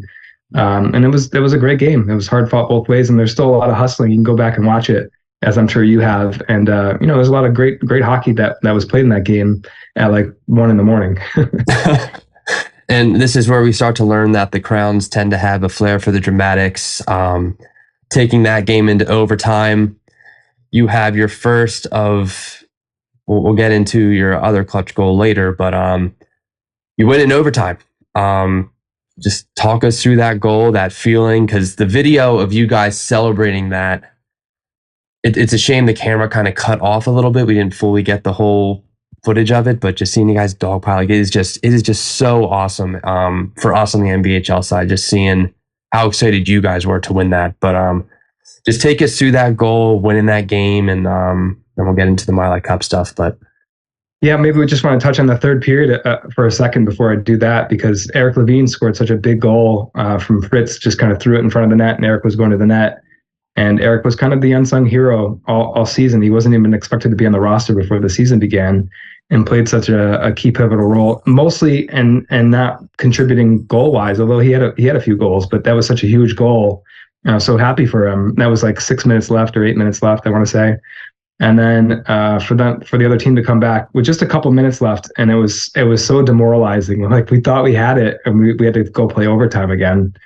So yeah, then we went on the power play after a couple shifts. I think it was in the first overtime, just a couple minutes in, and I remember, gave up an odd man rush coming the other way on our power play, and then we came back up the court, odd man rush that way, and we gave the ball to Quentin Heinley, and he's got one of the best shots in the game. I knew exactly what he was going to do, so I had one roll, and that's just to go to the net. And even before he shot, just made a beeline towards the net, looking for that rebound, and he put it on. Goalie made a nice leg pad save, and it just came out right on my forehand. And I hit it as hard as I could, and goalie got a huge piece of it. It just trickled in the net. And I remember just that feeling it's indescribable. I was standing right on the goal line watching it trickle in, and Bateman's right there, and like I just wanted to run away from everybody. And and as I'm doing that, I'm realizing I'm running close to the bench. So my initial reaction was just to duck out and do like a little nosedive and a belly slide. And before I knew it, like everybody was on top and congratulating our goalie, Cal Bowman, at the other end, who was just completely exhausted at that point. We didn't. But the elation and the celebration that followed was just like, it was crazy. It was insane. It was such a surreal moment. It was one to treasure for sure. And even with the games ending at how late? What time did it end? Like, it had to have been 1:30. Like I don't even know. I couldn't even tell you, but somewhere around there. And you guys still went out after, didn't you? Oh yeah, you better believe it. Yeah, nothing was stopping us. We carried that high to the bar and closed the bar down too. Yeah. So you win the Carolina division, first ever champions. Huge honor. It was an awesome way for it to happen. You clinch berth of the Militia Cup. We've got 5 teams playing Tier 3 at the Militia Cup between you guys, Las Vegas Shiners, Bay Area Burger Boys, Pottstown Mud Dogs, Red River Hot Sauce, and on the NBHL side, we were really, really proud of how the Militia Cup came together for Tier 3. It's 5 teams from Nevada, California, Pennsylvania, Texas, and North Carolina. Like, it was just really cool seeing these teams who, probably wouldn't have any other opportunity to play against each other getting this chance.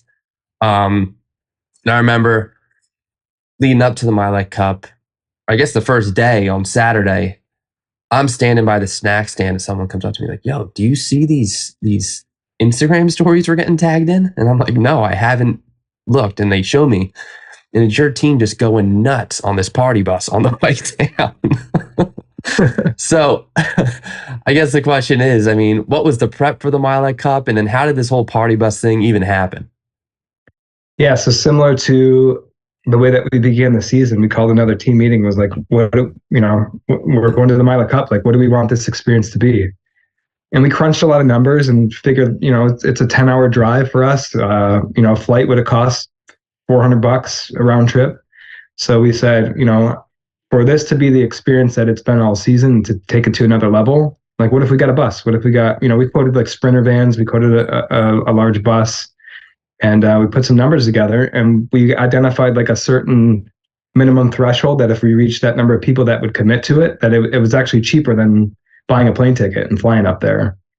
So we said, are we doing this? So we got enough people to buy in. A couple guys brought their girlfriends on the bus as well. So we wanted to get as many people as possible. We probably had room for a few more, but we reached that number and we just made it happen. And then once that was set in stone, it was like, how do we make this the funnest experience that we can make it? So that was where our backup goalie, Patrick Martin, printed out the T-shirts of something that our assistant captain, Jim Bateman, had said at the end of the season a lot. We're just playing hockey with our friends. Like, that's what this is about. He had these like purple T-shirts with like the gold writing, "We're just playing hockey with our friends." Everybody got one on bus day, and we showed up and we just made an experience of it and had a blast driving up to New Jersey. Yeah, I think one of my buddies did a jersey swap for one of those shirts because they thought, this is awesome. How many people were on the bus? It was like 16 or 18 people. So it was almost like half the team, and then like a couple girlfriends. Mm-hmm. Wow. Yeah, that's awesome. Yep. So you guys pull up on this bus, you all stumble out of there and look like you're ready to go.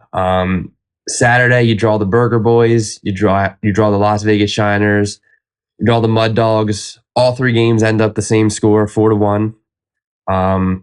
Burger Boys with a win, Shiners with a win, Mud Dogs ended up being a loss. How'd Saturday feel? First game adjusting to the rink versus, because what we always say to people is Saturday is adjustment day. Go to the rink, learn the difference in the rules, the playing surface, the weather, all that stuff, and then figure it out for Sunday. So I guess how did that adjustment day go for you guys, and how did you feel about your Saturday? Yeah, it was crazy adjustment because it was so different, obviously, than what we had planned on. So we came from tennis court outdoors to speed court tile indoors to this deck outdoors, and it was wildly different. And it's funny, I'm sure this will be part of the conversation in a couple of minutes, but like what I wanted to get down was like my sliding and how I would block shots, or how I would, like, if I had to go down or hit the deck, like what it would do. And my first slide, I slid like 5 feet or 7 feet. I was like, this is like so different than what I'm used to. Like even on the indoor tile, my shin guards would catch and I wouldn't slide as much, maybe just a foot or two. So that was just an example of the adjustment. Like beyond that was the ball, how fast the ball moved, how much it bounced. The face-offs, the referees would like chuck it down into the face-off circle. We weren't used to that. So, having fencing as some of the glass and the board. So it was a big adjustment for us. But I think especially in those first two games, we really took the play to both of our opponents and felt we could have scored many more than 4 goals, and the difference was probably greater than that. So we were super confident, but the adjustment was pretty eye-opening for us on day number 1. Yeah, so I mean, with all those adjustments, still go 2-1, end up as the 2 seed, get the semifinal matchup, the 2-3 game again, just like in the Carolina finals, and this time you get the Burger Boys again, who just beat 4-1. I'll leave the storytelling to you. Just tell me about that game. Amazing win. One of our favorite videos we posted on, which I guess I'll repeat again, that we posted on our social media that weekend was, how that game ended. But let's just, go through that awesome Bash game. Yeah, so we took the play to them too. We felt like, if you go back and watch it, I mean, we had so many chances in that game, and we ended up giving up a rebound goal that was like a trash goal, like cleaning up the trash in front, that we were a little bit disappointed about. But we had so many chances and took the play to them. And to go into overtime was like, what else do we have to do here? How do we score? And again, if I'm remembering correctly, I don't think it took too long. We had an offensive zone face-off. Yeah. The ball started to come out. And I think it was Frank Losey who, just kind of swung his stick, made a nice poke check, and it fell down right to Brandon Fritz in the slot. I don't even remember if he touched it. I think he just stepped into it and just buried one in the top corner. And then whoever took the video was super cool because the celebration like came into the corner as they're taking the video. And, he puts his hands by his side and like everybody just mobs him, just going nuts. Like, we're going to the freaking Milet Cup championship. Like, it's happening. It's happening. So it's such a surreal experience. It's great. And then on the opposite end, the Mud Dogs, who you guys beat 4-1, had just beaten the Hot Sauce 6-0. And very different. They beat us the day before 4-1. Yeah. Sorry. So they beat you 4-1. Then they beat the Hot Sauce in the semifinals 6-0. So they're going into the finals with a little different mentality. They've had to this point, they are 4-0, have been outscoring everybody, having a really good weekend, and I'd say they were a pretty clear favorite going into that final. In between those semis and the finals, it rains a little bit, becomes a little slick. The rain stops. And I'm sure you guys were kind of licking your chops a little bit, ready to get a rematch against this team. And what's the mentality going into that game? Yeah, one game, winner take all. That was the mentality. It wasn't that, hey, these guys smoked us yesterday, or that if they were a better team. It was like, we have one game to go win a national championship, and we knew what we wanted to do. So yeah, I remember that day with after that win, like the rain delays, there was a question of whether or not that game was even going to be played that day. It was like, do we have to make other travel arrangements? How are we going to do this? Is it lightning in the area? So it was a bit of a waiting game that lasted, I don't know, like an hour or two. And I was like, all right, we see a break in the radar, like game on. And then just like, it was game prep, like get yourself ready, stretched out, do what you got to do. We're playing at X time. And then it's game on. And we, like you said, we're licking our chops. It's just one game to win the championship. And then it was an amazing game, back and forth. Each team had tons of chances. And, I guess skipping ahead a little bit, but it's 1-1 game going into the third, and you come up clutch yet again for your Queen City Crowns with an amazing goal, one of the best sellies I've ever seen. Let's just talk through that game, that goal, and how that all came together.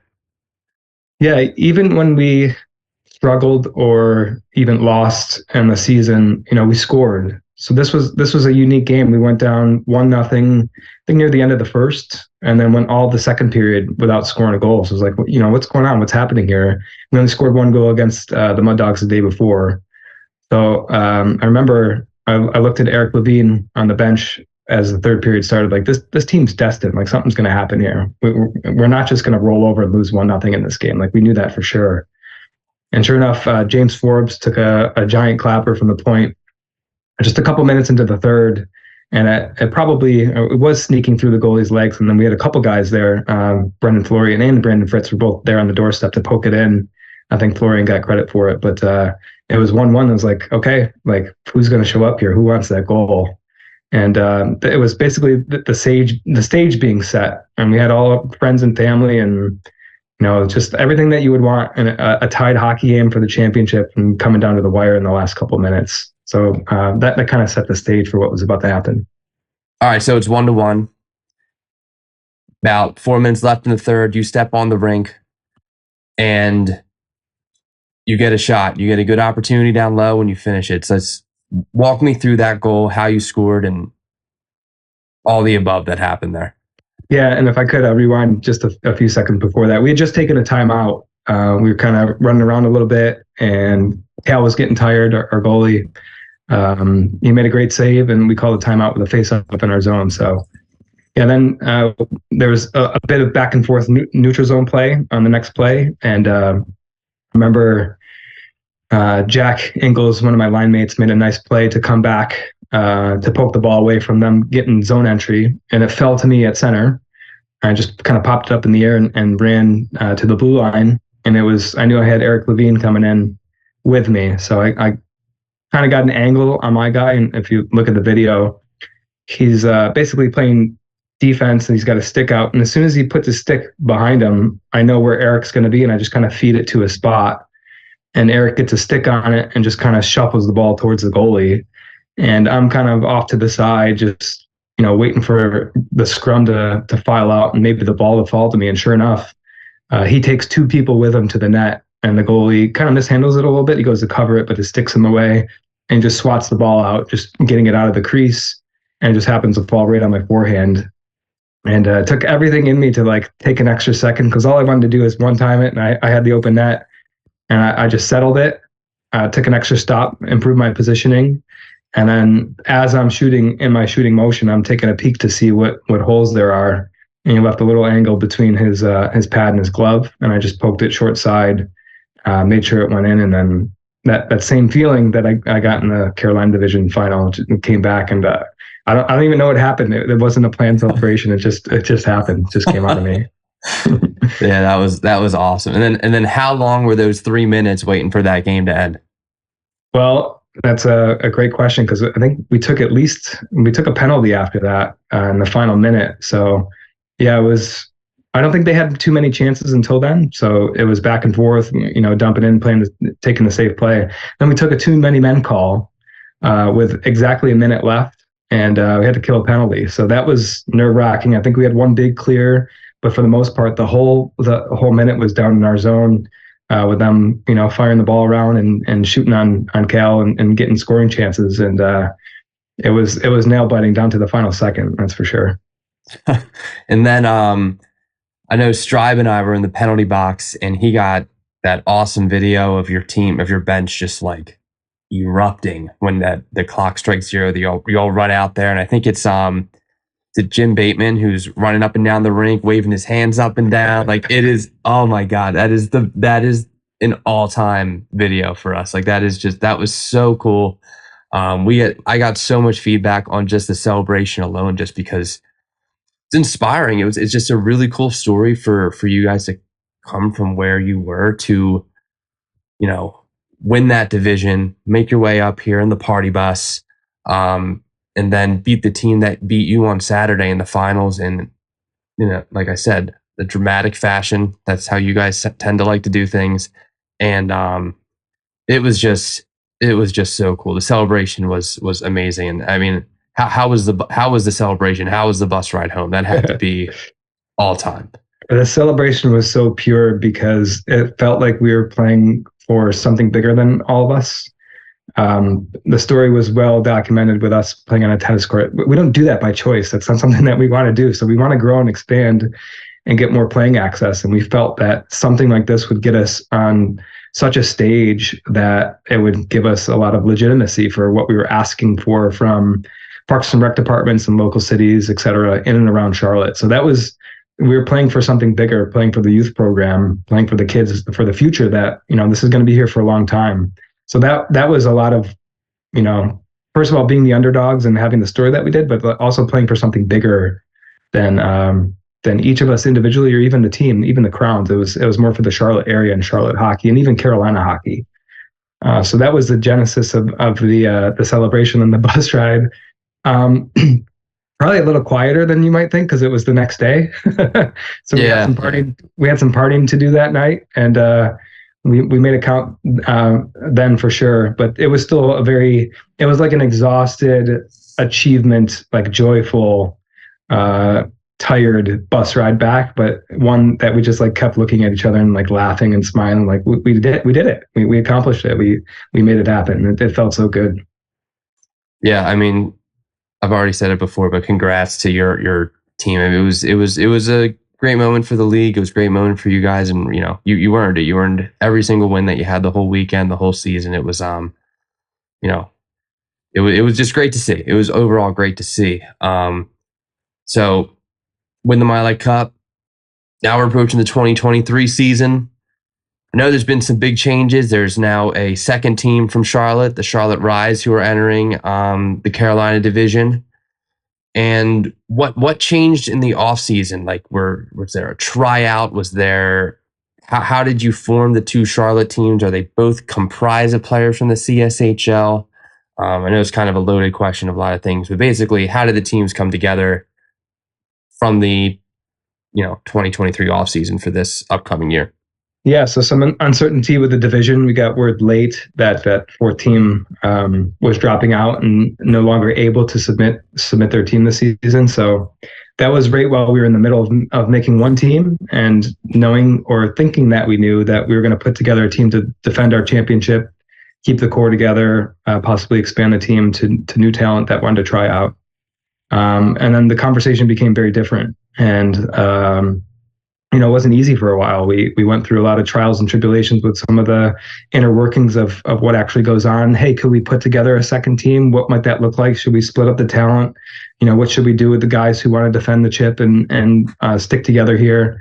So there's a lot of things that maybe weren't so ideal in the moment, but in the end, what we're coming out with is double the number of people from our Charlotte Street Hockey League that get to experience the NBHL experience and skill level and have that this summer. So we're very much looking forward to that. I think things fell into place in a good way. Brought on a head coach to coach the second team. We call them the Charlotte Rise. We should stop calling them the second team. They're going to be a legitimate contender in the Carolina division. So now our program is now producing two NBHL teams at the Tier 3 level, the Queen City Crowns and the Charlotte Rise. So we're super excited about that. And along with that comes new challenges for myself as well. I'll be player coach this year of the Queen City Crowns, which I was just a captain last year, and we had a different player coach who stepped back. So some different dynamics, but ultimately more people who are getting this experience this year and this season, and it's going to make our program even better in ball hockey in the Carolinas here. And then leading up to the season, I know you have this big exhibition game coming up on the 6th. So it's just, the Crowns versus the Rise. Is it just straight up like a best of 3 series? How's that exhibition game work? What's happening with that? Sure. So May 6th, we actually have a youth tournament. It's only the second youth tournament that we've ever run, happening that same morning.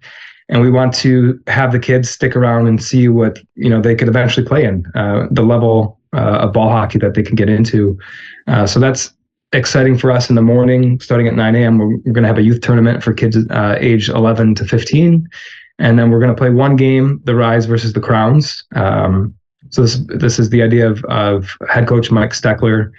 He's got 3 kids that play or have played or are playing in the Charlotte Street Hockey League. And then 2 of them are actually on the Charlotte Rise. So he and I have very similar visions, and we're on the same page with the future of Charlotte ball hockey. He's got professional ice hockey experience in his background, and now that he's settled down with a family and 3 kids, and this is important to him. It's important to me, and we see the grand vision of growing this thing the way that it can. So it's going to be a celebration more than anything else, but it's also when you get the 2 teams out there, it's going to be pretty intense, is what we're anticipating. But it's going to be good hockey. We're going to be able to showcase the level of play and the level of skill on a level that maybe hasn't been seen before in Charlotte at the exhibition game. Basically, setting the stage for 2 weeks later when we open up the Carolina division. So we're really excited about that. Yeah, that's that's awesome stuff. So 2023 season starts. Is it May 21st? Is opening day? May 21st. Yep. May 21st. Mm-hmm. What's the expectation? Defend the championship.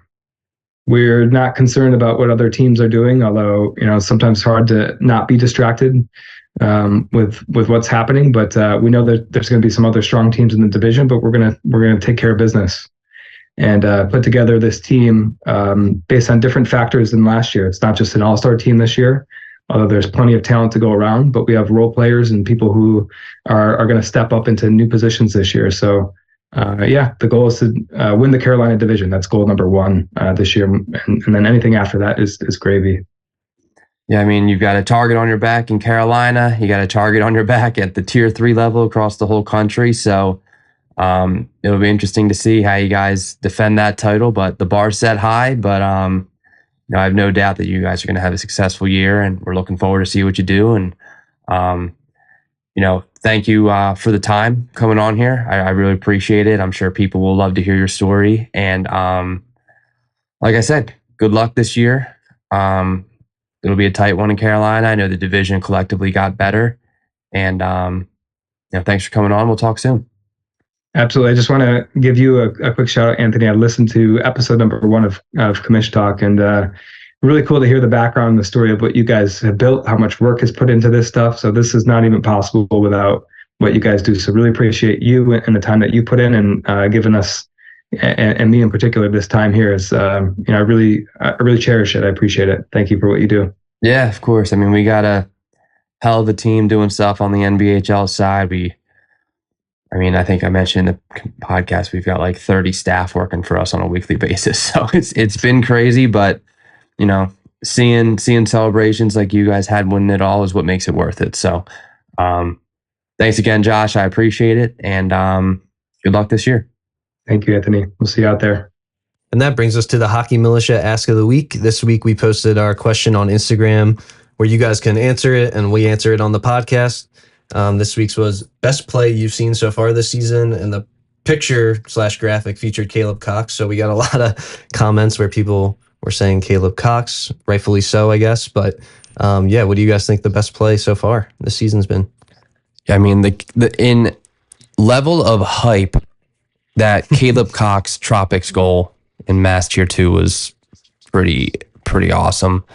But then being at the Jersey Tier 1 game where Zach Andy scored his hat-trick goal for the win over Night's Watch was also an electric environment. So, I mean, in skill, the best goal I think has to be the Brandon Jones goal right now.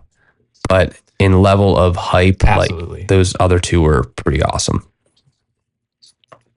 What about you, G? I'm a huge fan of the Dom Tussie toe drag backhander goal we saw here in Jersey. I think it's just a really beautiful goal, and B, just a testament to all this young talent that's coming into the league that, this kid first year in the league comes off and pulls that move. It's ridiculous. What do you got, Teach? Yeah, I agree with the Zach Andes mention because, I was there, saw it live. They were down, I think it was 3 goals, come back, he ties it up, and then scores the OT winner. So it was just, purely just a hype goal, making a huge difference. And then just the video and celebration was something to see. So definitely got to go with that one. And I think some honorable mentions in the comments were Nick Salvatore's Brian Boucher-esque reaching his arm back to make the save was outrageous on the first live stream of the year. Kevin Shea of the DC Phoenix, his glove save that got a lot of love on TikTok, we mentioned before. Jasmine Martinez, Marlton Cavalry, she had a sick shootout winner where she kind of got tripped, dove forward, and went bar down on her backhand. And then another one that we haven't posted because the video footage didn't show it too well was Brad Bray, one of my buddies out in Pacific Northwest, had a paddle save. He's not even the goalie on their team. He just played goalie that game, and it was a pretty ridiculous save. So have to give him a little bit of love because, I got a little flack in the Cold Snacks group chat because I didn't post that one, but you couldn't see it that well. You just couldn't do it. So yeah, it happens. It's the nature of the sport right now. Yeah. But and then we'll go on to the suspension recap, which I figure we'll do every, maybe 2 or 3 episodes when we need to make a little update on suspension. So take it away. Yeah, so at the time of this recording, we've suspended 11 players for a total of 33 games. We had a lot happen this past weekend, so that number is going to get closer to 20 by the time this is released. But yeah, 11 so far, 33 games. It's going to go up, and we've suspended players for butt ending, for charging, for spitting, shoving people in the back of the head, verbal abuse, abuse of the official, head contact, homophobic slurs, slashing people in the face, spearing, slew foots. Like, there is crazy stuff that's happening that should not be happening. If stuff like that does happen in your games, please let us know because we need to clean it up. These are things that should not be happening in this league. It's hockey. Emotions get the best of us sometimes. Stuff happens. But some of these are crossing the line, and we need to make sure that we eliminate that stuff from happening in the future as much as we can. So please continue making us aware of these incidents, and hopefully we can cut down on these suspensions as the season progresses. And rant from the commish. Yeah, says what it is. It's a lot of work, these suspensions, a lot of meetings and Zoom calls. It takes up a lot of my work week. So I don't mind. I mean, it's part of the job, but I just prefer that there's less people doing stuff that's going to hurt other people. So yeah, I'll kick it back to you here, TJ. Let's do some fun stuff. Yeah, so we didn't really get enough questions this week, so we decided we're going to replace it with going over some of our comments we saw on TikTok and Instagram, whether it was on some of our goals or the Spit and Chicklets post. But yeah, there's some crazy comments that we got. But here's the first one. I don't even know how to pronounce his name, so I'll just say what it is. He said, "Ball hockey is so easy. One wrist shot from anywhere, and it's going to go in. LOL." I mean, Not on me.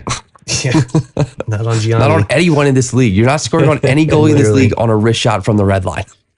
Yeah, that's guys just doesn't know, I guess, what competitive ball hockey is. We'll leave it at that. Yeah, I mean, the comments on TikTok are always really funny because I think it's a lot of people seeing ball hockey for the first time, ice hockey players, or seeing it in the competitive atmosphere that we've created in the NBHL. And it's just hate after hate after hate. And people just don't understand like how competitive and how good the skill level in this league is. And it's just so funny reading them. And it's like, you have no idea. You have no clue. Right. Next one was from Sunset BL. He said, "Shin guards with shorts is crazy." And I think you may have responded and said, "Would you prefer if they wear long pants?" Like as opposed to what? Like, what did you want them to wear? And I forget. I think he responded, but I forget what he said. And it might have been a different comment, but yeah, some of these they just have no answer for you, and it's hilarious. Yeah, I mean, I don't know how else we'd wear shin guards in the summer in ball hockey, like outside. It doesn't make any sense. They want us to wear roller hockey pants. Yeah, I guess. Yeah. He wants us to wear those slacks that the Flyers used to wear back in the day. Oh yeah, what are those called? Whatever. Next one was from MLK3405. He said, "Why are they wearing helmets?" And we've gotten this comment on pretty much every post that goes somewhat viral for us, I guess. And I mean, there's sticks flying, there's balls flying around, there's, it's a physical sport, competitive sport. I mean, Keep the players safe. keep the Gotta players keep safe. the players safe. Yeah. Next one was from El Chubacabra. He said, haha, every time I see these ball hockey posts, I get embarrassed for these men that love playing with balls. Like, This guy's all over the comments. oh my God. Yeah. I mean, love playing with balls. Like, I think it's supposed to be like a weird innuendo. It's like, who cares? And then, I mean, playing with balls, like, what's he going to do when he discovers baseball or basketball It's gonna blow his or mind. football or soccer? any sport. Yeah. This guy's been living in a box here, but I don't know. Yeah. That guy's funny. He literally comments on almost every post. He actually, the past couple days, he's been quiet, but usually he's commenting on all of our stuff. We're a fan. He We're saw a fan. El spitting Chupacabra. chiclets, and he was like, he's like, I'm done. Yeah, maybe that's Yeah, what I it think was. every time he comments, all the ball hockey guys jump down his throat, like trying to defend the sport. Maybe they finally scared him off. Yeah, maybe. Next one was from Chris Bouchard. He said, fun how this is not a national league level if you compare it to the LNHB in Quebec, which I don't know about, I guess. That's the league in Quebec, and we've had a lot of Canadian guys making hate comments to us, and I mean, it is national level because the league is national. I mean, I'm not sure how you want to call the skill level, but the skill level is great. But I mean, we'd love to get Quebec players and Quebec teams in the league to make it international. yeah.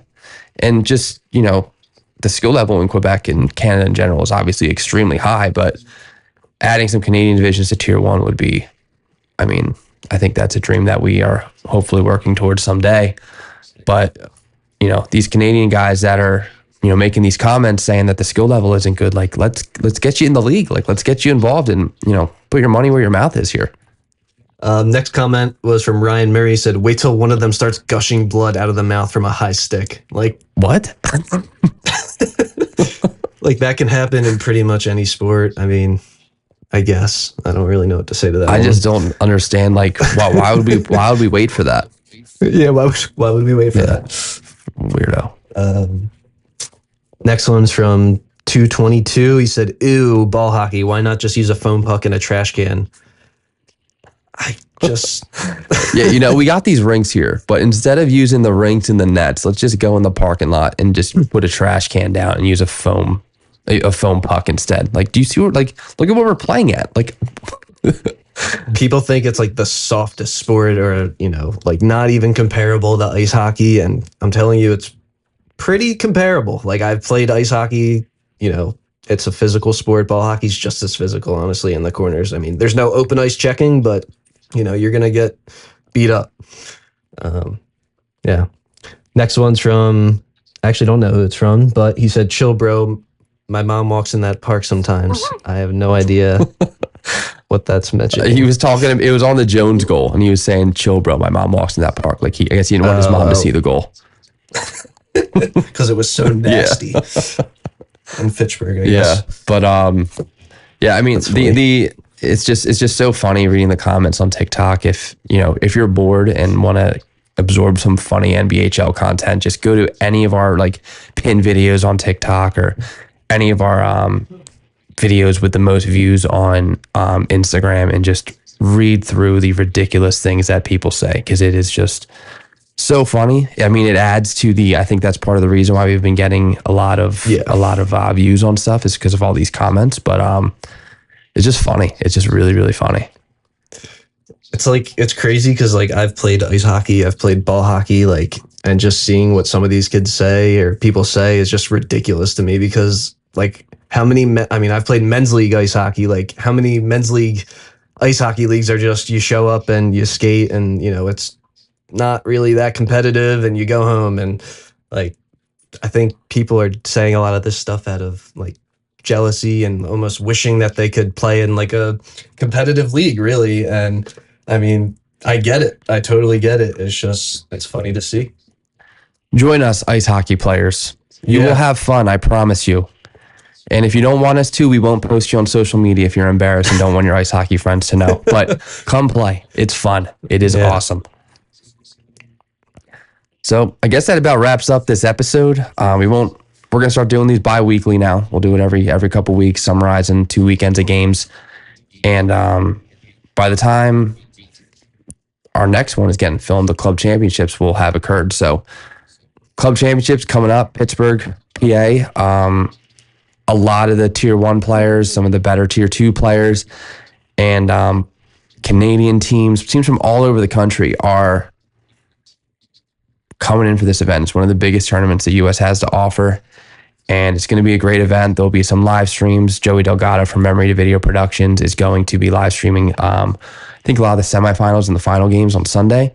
So we'll keep people up to date on our social medias on how to watch those. But, tune in. Some of the best players in the NBHL. A lot of names you'll probably be familiar with if you watch our league, pay attention to our league pretty religiously. And it's just great hockey. It's just great A-level, high competition hockey. And yeah, G, you're going, right? Yeah, hopefully you'll see. Hopefully you'll see me on the semifinal or final live streams with the Warriors, heading up there with the boys, hoping to come out with another win, put the Warriors back on top for those men's A rankings. So with that, we will close out this podcast. Thanks everybody for listening. Make sure you follow us on Apple Podcasts, Spotify, YouTube. It's on all 3 platforms. Like, comment, all those things. Subscribe. Really appreciate it. And we'll catch you on the next one. Thanks everybody. Bye. See you.